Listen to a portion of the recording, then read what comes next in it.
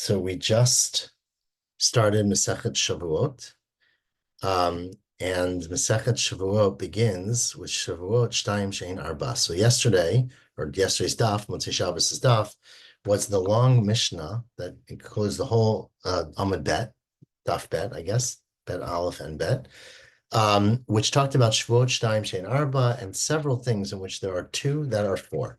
So we basically had a list of four things in the Mishnah. The first was Shevuot, which are two types of Shevuot that are four.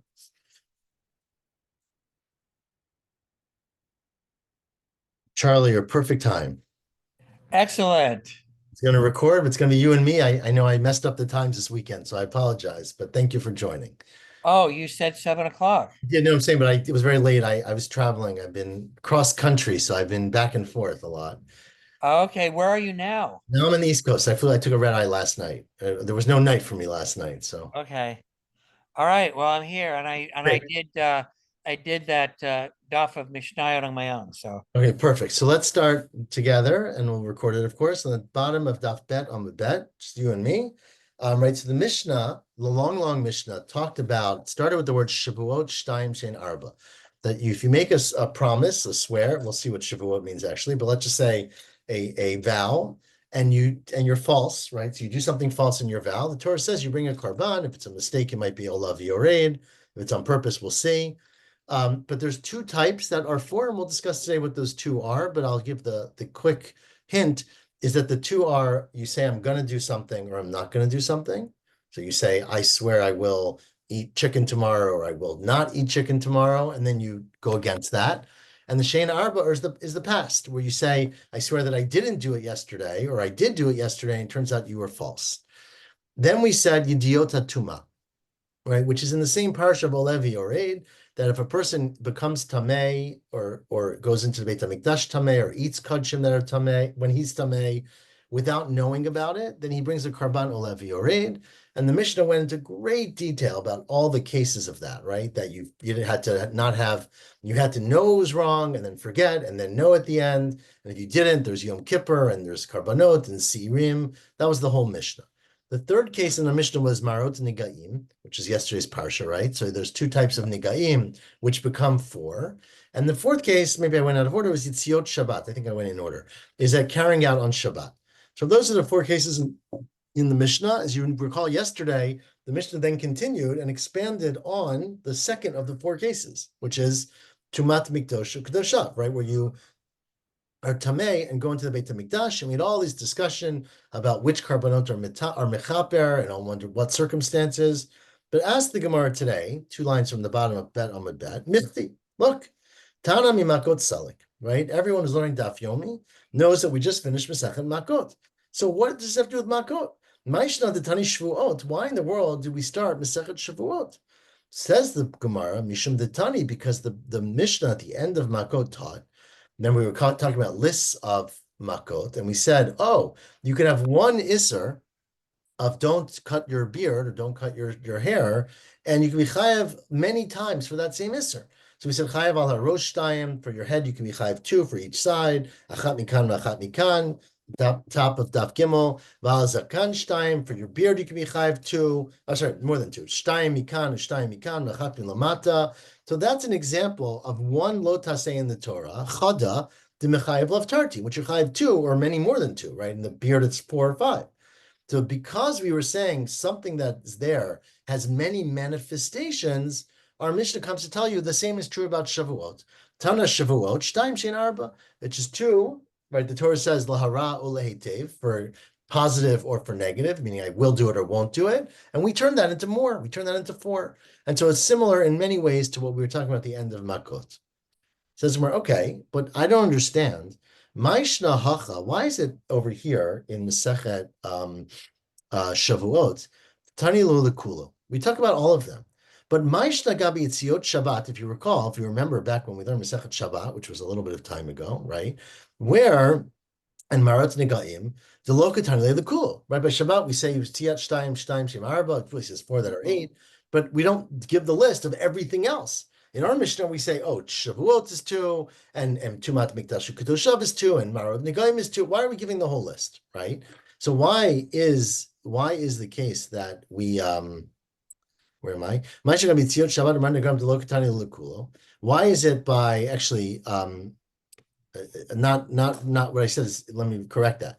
Our Mishnah, if you look in our Mishnah, Shevuot Shtaim Shein Arba, it doesn't say yet in our Mishnah what the two and that are four are, but there's going to be a later Mishnah in the third parak that's going to say it. And then by, of course, the second case, Yediot Tuma, we go through everything in detail. By Marot Nigaim and by Shabbat, we don't go through it in great detail. So the question is, why not? So it says Gemara, Maishna Hacha by Shavuot and Tuma, we go through everything. Amri, so they said the following, 6 lines from the top.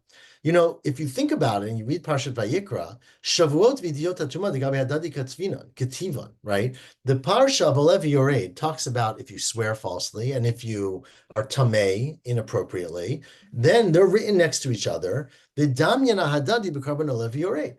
They are similar to each other in that each one, if you do it by mistake, b'shkaga, you bring a karban, which depends on how rich you are. If you either an animal or a bird or a flower.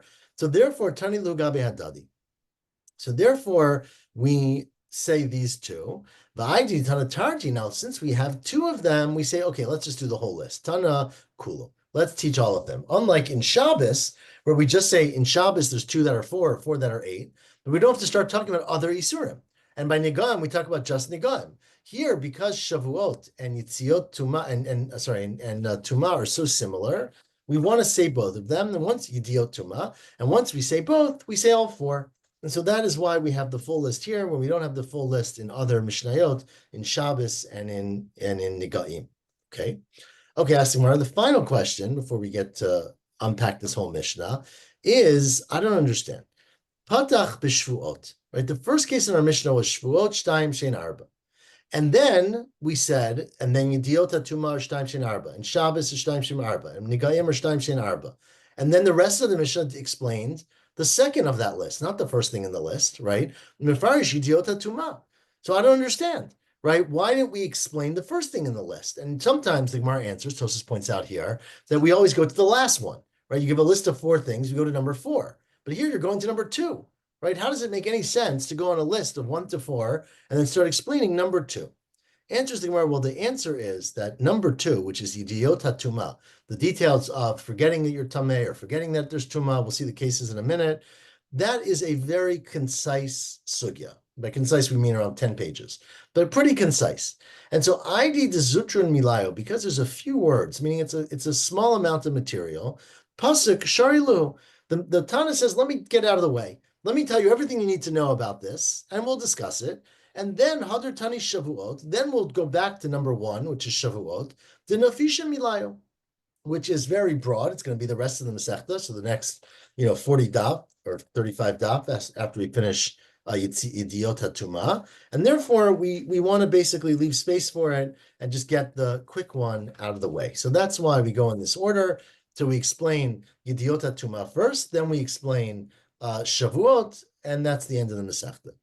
50. But that would be also an argument to have this in either Seder Kachim or Seder Tahoro. Well, so it's a good question. So, I mean, this Tosfos actually discussed that a lot, to be very honest, but that is some of the subtext, right? Because at the end of the day, we're not going to discuss Shabbat, because there's a Masechta for that. Right. We're not going to discuss Nigayim, there's a Masechta for that. We're going to discuss these two, which is Shavuot, which this is the Masechta for that, right? Because Shavuot ultimately have to do with court cases, right? With Dayanim and with reliability and witnesses and testimony. That's ultimately why it's here in Nezikin, right? But we basically get out of the way this question of Yidiyot HaTuma, which, like you said, is really about a karban and is really about kachim, right?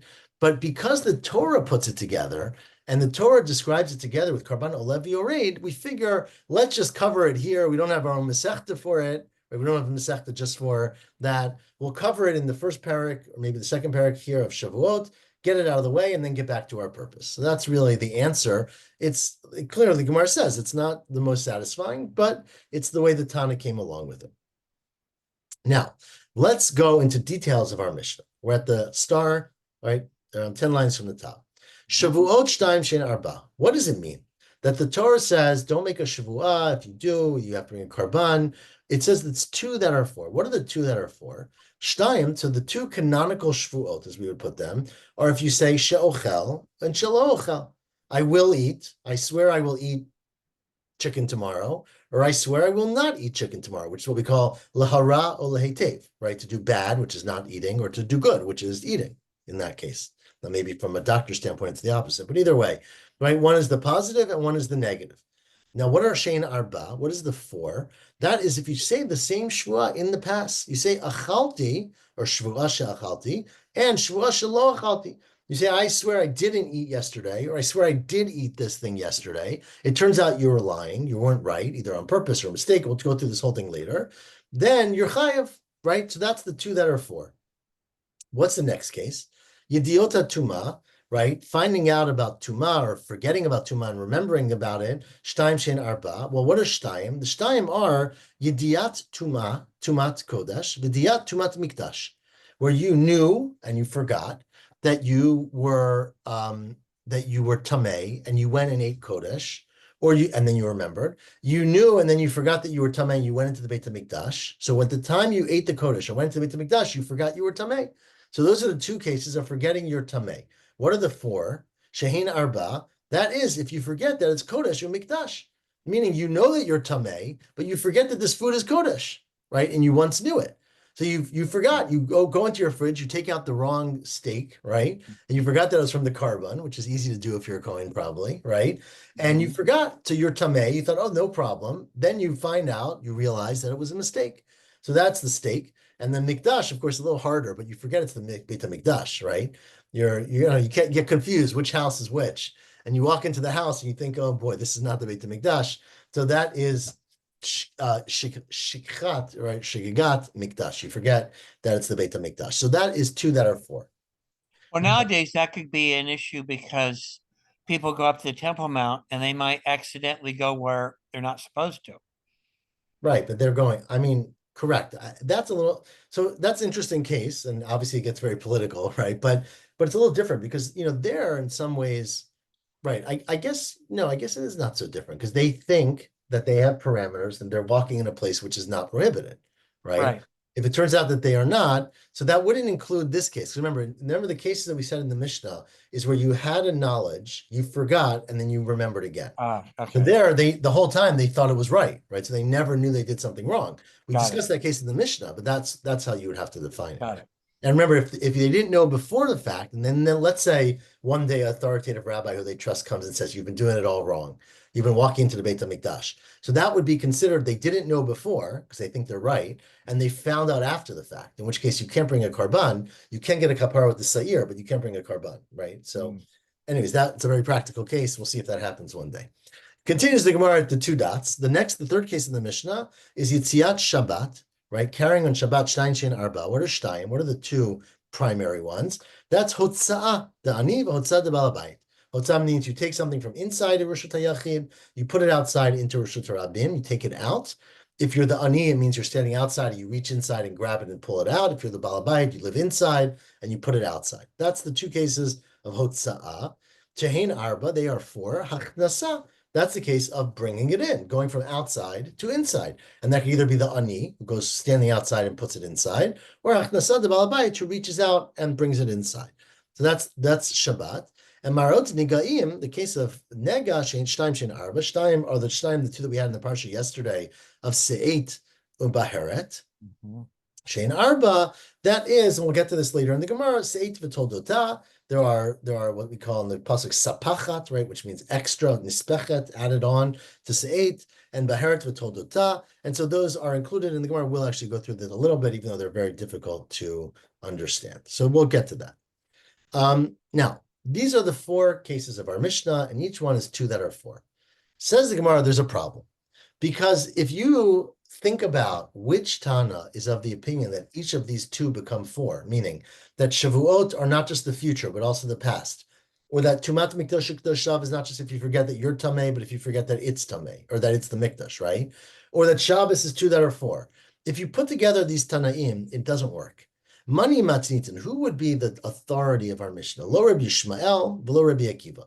It can't be Rabbi Yishmael and it can't be Rabbi Akiva. Now tomorrow, I don't want to give it away, but the Gemara is going to raise another possibility that, of course, Rabbi Yishmael and Rabbi Akiva were earlier Tanaim, but there was a later Tana, Rabbi Yudah Nasi, who might be saying, I hold like Rabbi Yishmael in this regard, I like Rabbi Akiva in that regard.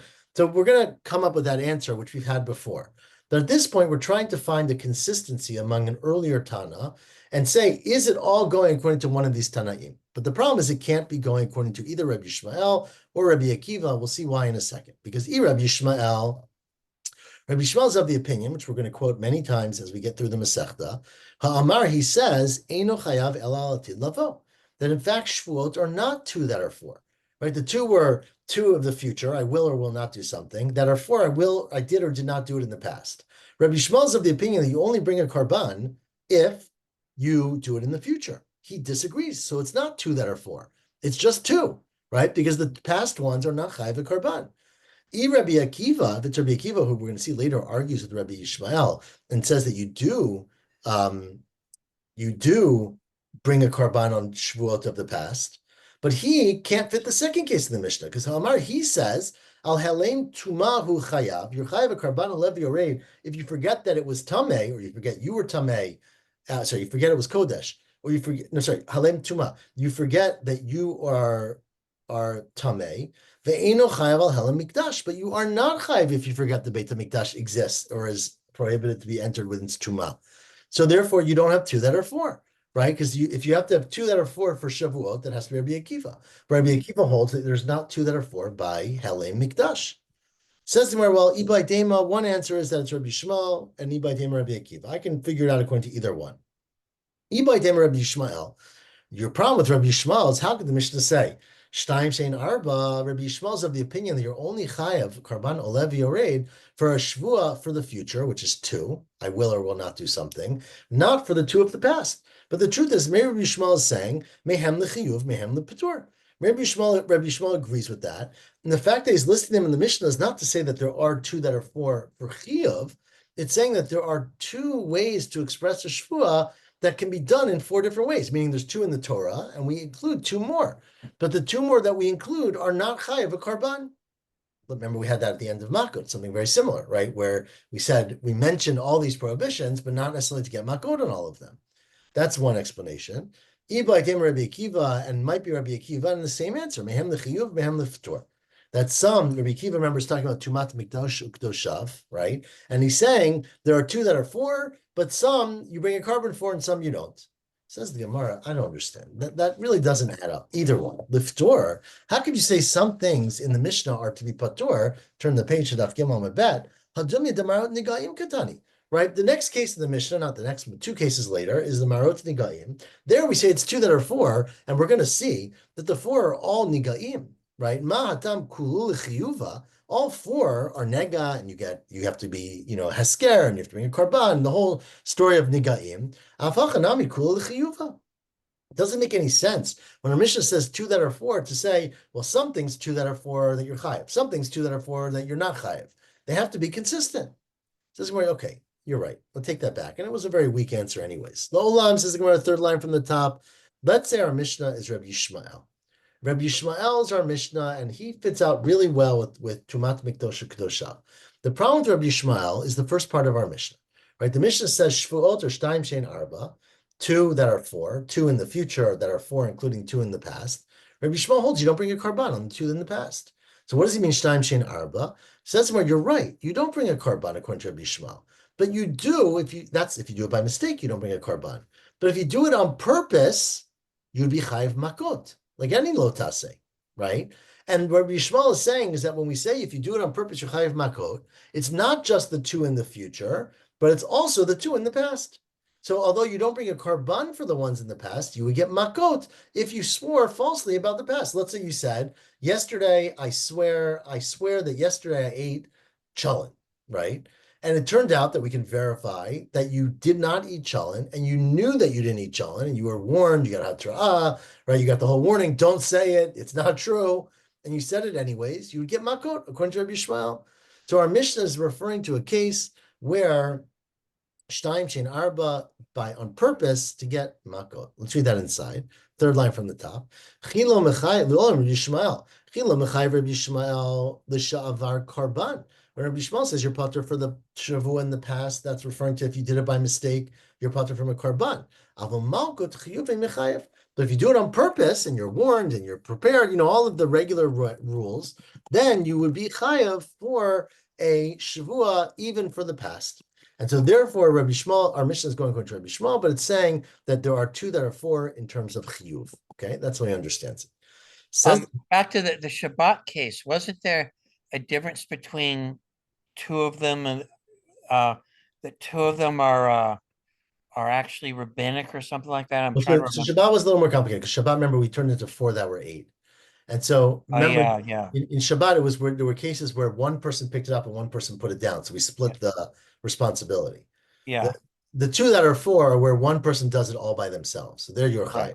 Okay, yeah. It's okay. I've forgotten that Remember, because when you add the eight Shabbat, are yeah. Shabbat, we kept adding cases where you hand it to someone else and he does the hanacha, you do the akira. Remember all of those cases. Oh So yeah. Now I remember those, and those you're not hot. You're right, patora of alasur. correct, because Yeah. you didn't do the full act on your own. But the two that Thank are you. four are where you did the full act. Yeah.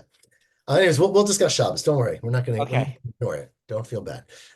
Anyway, says the Gemara. So that is Rabbi Shmuel. The problem with this is that if you start talking about doing it on purpose, and you're talking about where a person made a shvua that was a lie, right, on purpose, where he said, "I will do something," and he wasn't planning on doing it, or he said, "I did do something," and he never did it. And Rabbi Shmuel says you get chayiv makot. You walk straight into the problem of lav she'en bo maaseh, right? Because how in the world could words be mechayiv? Remember, words are not usually considered a maaseh. So if a man gets up and says, or a woman, "I swear I ate chicken yesterday," and the witnesses come and say, "We were with you all day. You didn't eat chicken. We know you're lying. Don't do it." He says, "I don't care. I'm going to say it. I swear I ate chicken yesterday." Says Rabbi Shmuel, you get makot. But what's the action, right? What did you do? You didn't eat chicken, first of all. But second of all, saying it does not count as an action. So ask the Gemara, it must be, says the Gemara, this is how Rashi understands it. Kidder Rava. It's going according to Rava. The Amar Rava, as Rava is going to say later, and it's going to be very important in our Masechta, Beferish ribta Torah shvuat sheker dumyad shvuat shav. Remember, our mission is talking about shvuat sheker, where you say something that's false, you're lying.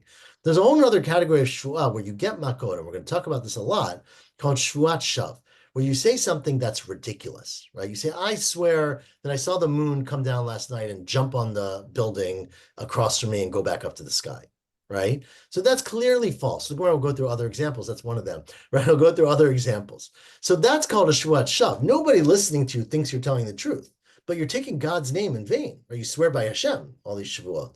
So that is lo tisat shem Hashem l'kecha l'shav, right? That's pretty fundamental in the Ten Commandments. So there you get, that's called shvuat shav. And there you get makot, even though you only just said words. Says Rava, the Torah includes shvuat sheker, dumya de shvuat shav. Mashav l'shavar, just like a shvuat shav includes something in the past, av sheker nami l'shavar. So too, a shvuat sheker in the past would be chayiv makot. It says here, okay, now I have three cases out of the four that make sense. Remember, the four cases are, I swear I will eat tomorrow, or I swear I won't eat tomorrow, or I swear I ate yesterday, or I swear I didn't eat yesterday. So I understand, Bishma achalti v'lo achalti, the yesterday cases, I did or did not do it, kid to Rava. Rava included that's dumya d'shvat shav, you can get makot if you do it on purpose. And the future case, where I swear I will not eat tomorrow, shelo ochel, then I sit down and eat lunch, v'ochel. So when you eat, that's an action that violated your shvuah, right? So if you say shelo achal, I will not eat in the future, the achal and you do eat, right? Then nami lav sheish bo maaseh, you did an action because you ate. Ela ochel v'lo achal. But what if your shvuah is the fourth case? You swear I will eat tomorrow, and the whole day passes and you don't eat, right? Shvuah shelo, where am I? Shelo ochel. No, the opposite. Shvuah she'ochel, right? Ochel, and you don't eat. Lo ochel. Amai. So why you get makot? That's a future love. Shein bo maaseh, right? All you did was you slept all day. You did nothing. You got here. You sat down on Sunday and said, "I swear tomorrow I'm going to eat lunch," right? And the next day you didn't eat lunch, but you didn't do an action. Says, well, you're right. But kasav Rabbi Yishmael lav shein bo maaseh lokin alav. It must be that Rabbi Yishmael is of the opinion that you don't need to do an action to be chayiv makot. And so when our Mishnah is going Rabbi Yishmael, The Mishnah says two that are four by Shevuot, which can't be for Karban, because Rabbi Shmuel says that by Karban you are not chayav two that are four. Says you're right. It's referring to makot for someone who did it on purpose. Why do you get makot for doing a passive thing? Rabbi Shmuel must be of the opinion that you get lav sheimbo maaseh lokin alav. So that's how you explain our Mishnah. This is where that's very nice, but then it's a big problem if you keep propagating this further. Because Yihachi Kashi Rabbi Yochanan. If that's the way you understand our Mishnah, Rabbi Yochanan makes no sense. Now, of course, Rabbi Shmuel doesn't have to worry about Rabbi Yochanan, but Rabbi Yochanan has to worry about Rabbi Shmuel, right? Rabbi Yochanan, because Rabbi Yochanan is well known. This is one of his great principles. Halacha kistam Mishnah. When there's a stam Mishnah, when there's a halacha that's clear in a Mishnah, and nobody argues in that context, we always paskin that way.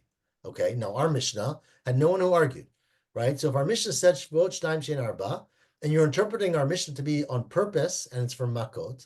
Our Mishnah is saying straight out that even though it's a lav shein bo maaseh, you get makot, and Rabbi Yochanan has to paskin that way. However, the problem is that Rabbi Yochanan clearly said that's not true. Idmar, we're going to have a statement later on, a couple times, that if you say shvuah shochel kiker zayom, the person swears and says, "I will eat this bread today." His mother made him a loaf of bread. She's bothering him to eat it. He says, "I swear I'm going to eat it today." Right? V'alvar hayom v'lo achla. The day passes, he doesn't eat it. Rabbi Yochanan Reish Lakish Damri Tervayo Eino Loka. You don't get makot for that because you didn't do it. Now, why don't you get makot? Rabbi Yochanan Amar Eino Loka Misham Davi Lav Shem Bo Maaseh. Rabbi Yochanan says because you didn't do anything, right? You swore I'm going to eat the bread. You didn't eat the bread. You just slept all day. And Chol Lav Shem Bo Maaseh Loki No Lav. So that's the question, of course. Rabbi Yochanan is now saying that the halacha is Lav Shem Bo Maaseh Loki No Lav. But he passes like a stam Mishnah, and the only way to understand our Mishnah is to say that our Mishnah is saying Rabbi Shmuel holds lav shem b'maaseh, you do get makot. So that's the contradiction.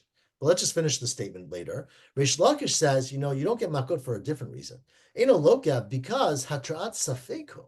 Because think about it. In order to get makot, you have to be warned, right? The witnesses have to come to you and say, don't do it, or you're going to get lashes. What do they say to this guy?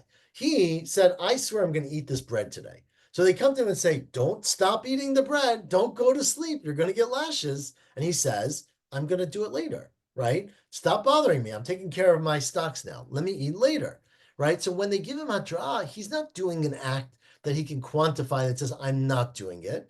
It's a safek because he thinks in his mind, I'm going to eat the food. I'm not going to not eat it. I'm going to eat the food because there's more time left today. And hatra'at safek, lo shma hatra'ah. So that is Rabbi Reish Lakish's explanation for why you don't get makot. Again, this is the Gemara we're going to discuss later. It primarily appears later in two prakim, right? In Daf Chafal. However, what you see from here is the Rabbi Yochanan says that you don't get makot because lav she'en bo maaseh ein lokin alav, and he passes. And our Mishnah is a stam Mishnah that says you do get makot. So how does he reconcile that? Says the Gemara, you're right. Our Mishnah is a stam Mishnah, but could be more than one stam Mishnah. Rabbi Yochanan stama achmina ashkach. Rabbi Yochanan found another stam Mishnah. And now tomorrow we're going to ask, so what? You find two stam Mishnahs, how do you know to go with one, not the other? Like, how do you decide this one and not that one? But what is the other stam Mishnah? Hi stama. What is the other stam Mishnah that very clearly says, lav she'en bo maaseh ein lokin, right? Our Mishnah says, lav she'en bo maaseh, you do get makot. Rabbi Yochanan must have found another Mishnah that says you don't. What's the Mishnah? Maybe it's the Mishnah in Masechet Psachim. Ilema haistama. It's not. There's a Mishnah in Masechet Psachim which says the following. And that, remember, the Torah says that you're supposed to eat your Karban Pesach on the night of Leil Arba Asar. And if you leave it over till the morning, you're supposed to burn it, right? Hanotar mimenu ad boker be'esh tisrofo. If you leave it over, don't leave it over, right? If you leave it over, burn it. And it also says, etzem lo tishberu bo. It says many things. Don't eat raw, right? Basham v'shal b'mayim. But it also says, etzem lo tishberu bo. Don't break any of the bones of the Karban Pesach. Okay? Now, the Mishnah says the following. Aval, this is a continuation of the previous part of the Mishnah, hamotir b'tahor. If someone leaves over the Karban Pesach, that's edible. It's tahor. There's not a good reason, right? It's not tameh. You don't have to burn it. He didn't finish. And he just left over the food. He fell asleep after his 4 cups of wine, and he didn't finish his Karban Pesach. Or shover b'tameh, you break a bone of the Karban Pesach, but an animal that became tameh that you can't eat. Says the Mishnah, eino loket arba'im, you don't get makot for either of those actions. Now, bishlama, I understand the second one. Shover b'tameh, if you break a bone of a Karban Pesach that's tameh, you're not chayiv makot, dichtiv, because the pasuk says, Etzem lo tishberu bo. It says, don't break a bone in it. And we understand the word bo to tell you, bikasher, when it's edible, when it's a kosher carbon pesach, a little bit pasul. But if you break a bone in a pasul carbon pesach, you don't get makot. So that's why you don't get makot for the case of breaking a bone of a tameh carbon pesach. But why don't you get makot if you leave it over? Aval hamoter b'tahor, my taima, why don't you get makot if you don't finish the carbon pesach and you leave it over till morning? It must be because leaving something over till morning is a passive act. It must be lav mishum davi lav she'en bo maaseh. V'chol lav she'en bo maaseh ein lo kina lav. So the reason that you don't get makot for leaving over, Torah says don't leave over the carbon pesach, right? You left it over, but in leaving it over, you might have said, I'm doing this on purpose. I can't eat it. It's too much. I'm not going to eat it, right? But we don't give you makot because leaving it over means you just went to sleep on the couch and you didn't do an action to leave it over. And so therefore, Rabbi Yochanan learned this Mishnah Psachim, and he said, wow, the Mishnah Psachim says, Lav Shem Bo Maaseh Ein Lokin. Our Mishnah in Shevuot says, Lav Shem Bo Maaseh Lokin. I'm going to go with the other stamma. Again, the Gemara will ask tomorrow if that was the case. We're not going to ask it about this because we're about to change our opinion. But if it was going to ask it about this, why did you go with one stam over the other stam? Says Gemara, that's a very nice proof. But you know, you're pretending like we never learned Masechet Psachim, and we did learn Masechet Psachim. Because there's a whole machlok in Masechet Psachim about why you don't get makot if you leave over the meat of the carbon pesach, right? And there is one opinion, Rabbi Yaakov's opinion, that the reason you don't get makot is because it's a lav she'en bo maaseh. But that's not the only opinion. There's another opinion that says that you don't get makot because, if you recall, it's a lav shenitak la'aseh, right? The Torah says don't leave over the carbon pesach, and if you do, burn it, right? And so that means there's a lav where the Torah then gives you a positive commandment to fix it or to correct it. And there's a principle that it's a machloket that kol lav shenitak la'aseh, any lav that is given to be fixed or to be attached to a mitzvah aseh, if you do it wrong, you don't get makot. So if that's the reason that you don't get makot, then there's no proof that there's a stam mishnah that says lav she'en bo maaseh ein lo kina lav, right? Because maybe the reason you don't get makot for leaving over the carbon pesach is not because it's a lav she'en bo maaseh, but because it is nitak la'aseh, because you can fix it by doing the act of burning it. So let's read that all inside. It's not a good proof because mimai, how do you know de Rabbi Yaakov that Mishnah that says you don't get makot for leaving over carbon pesach is Rabbi Yaakov, who says that the reason is damar lav she'en bo maaseh ein lo kina lav, and therefore there's a stam Mishnah that says that principle. Dilma Rabbi Yehudi. Maybe it's going according to Rabbi Yehuda. And Rabbi Yehuda says, Tana Rabbi Yehuda, that the reason you don't get makot for carbon pesach is mishum deba katuv litein aseh achar lo ta'aseh, that the Torah comes and says, if you leave it over, burn it. So in that case, you don't get makot. Even if you do it on purpose, you left it over, normally you would have got makot, even though there's no action. Halav hachi lucky. Maybe you would have gotten makot, even though you did no action, if it had not been given to an aseh. And that's a beferish Braita, which we all know very well, the Tanya. Now we quote the Braita, 8 lines from the bottom. It says, Lo totir mimenu ad boker. Don't leave over the carbon pesach to the morning. And if you leave it over till the morning, burn what's left over. Says the Braita, right? The Torah comes and gives you a positive commandment after the negative commandment, lomar, to tell you, she'ein lokina lav, that you don't get makot for doing this. If you do this wrong, what are you supposed to do? Burn it, not get punished. Divrei Rabbi Yehuda. So Rabbi Yehuda says the reason you don't get makot is because it's a lav hanitak la'aseh. Rabbi Yaakov says, lo min Hashem said, that's not the reason for the halacha. Ela mishum dahavi lav she'en bo maaseh, v'lav she'en bo maaseh ein lo kina lav. So therefore, there's a machloket about it. But how in the world could Rabbi Yochanan come and say, oh, there's a stam mishnah Masechet Psachim which says lav she'en bo maaseh ein lo kina lav, and that's the stam I'm going to go with over the stam of our mishnah of Shevuot Shtayim Shein Arba. The Mishnah in Psachim may not be telling you that, because the Mishnah in Psachim may be going according to Rabbi Yehuda, who says that in fact maybe a lav she'en bo maaseh you do get makot, but you don't get it here because it's nitak la'aseh, and therefore there is no proof from the Mishnah in Psachim. Tomorrow we're going to stop here, 2 lines from the bottom, that because it's going to go for quite a ways tomorrow. tomorrow we're going to explain that, in fact, Rabbi Yochanan found another Stam Mishnah.